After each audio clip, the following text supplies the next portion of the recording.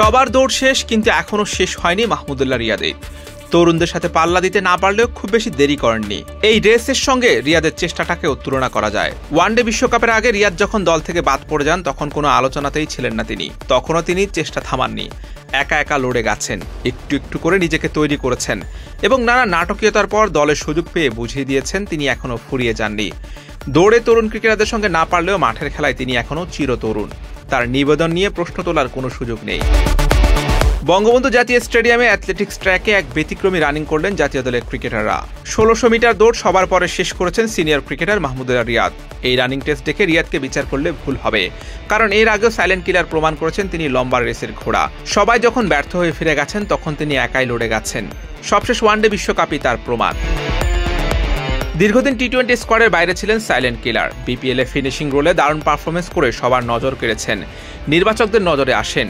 লম্বা সময় পর শ্রীলঙ্কার বিপক্ষে টি-20 একাদশের সুযোগ পান, সেখানেও আস্থার প্রতিদান দিয়েছেন। তাই বলা যায় টি-20 বিশ্বকাপেও মাহমুদুল্লাহ রিয়াদ থাকছেন, এটা প্রায় অনেকটা নিশ্চিত।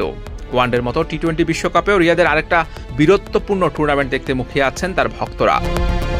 মাঠে বড় বড় ছক্কা মারলেও ফিটনেসে কিছুটা পিছিয়ে আছেন শামীম হোসেন পাটোয়ারি।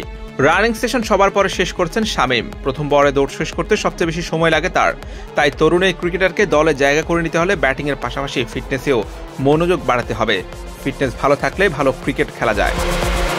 শনিবার যে 34 জন ক্রিকেটার দৌড়ালেন তাদের মধ্যে শর্ট স্প্রিন্ট ছাড়াও পুরো অ্যাথলেটিক্স ট্র্যাকে 4 বার চক্কর মানে 1600 মিটার দৌড় প্রতিযোগিতাও অনুষ্ঠিত হয়েছে। 34 জনকে 2 ভাগে ভাগ করে ওই দূরপাল্লার দৌড় প্রতিযোগিতার প্রথম ভাগে 17 জনের মধ্যে পেসার তানজিম হাসান সাকিব হয়েছেন প্রথম। 1600 মিটার দৌড়ে প্রথম বলে তানজিম সাকিবের পরে দ্বিতীয় হয়েছেন মাহমুদুল হাসান জয়, পঞ্চম হয়েছেন অভিজ্ঞ মুশফিকুর রহিম, আর তৃতীয় হয়েছেন মুমিনুল হক। হালের fast bowling sensation Nahid Rana দ্বিতীয় বহরে 16 মিটার দৌড় সবার আগে শেষ করেছেন। তার পেছন থেকে দ্বিতীয় হয়েছেন বাহাতি স্পিনার মুরাদ। এই বহরে তৃতীয় হয়েছেন আরেক তরুণ pacer Mushfiq Hasan. Off spinning allrounder Sheikh Mehedi Hasan দ্বিতীয় বহরে চতুর্থ হয়েছেন। বিশ্বকাপ এবং জিম্বাবুয়ে সিরিজের আগে ফিটনেস টেস্টে অংশ নিয়েছেন সব মিলিয়ে 34 ক্রিকেটার। 39 ক্রিকেটারের নাম থাকলেও যোগ দেননি সাকিব আল হাসান, সৌম্য সরকার, তাইজুল ইসলাম এবং তাসকিন আহমেদ। তবে এই সকল ক্রিকেটারদের পরে সুযোগ থাকছে ফিটনেস পরীক্ষা দেওয়ার। Hussain Arman, BT Quick Time।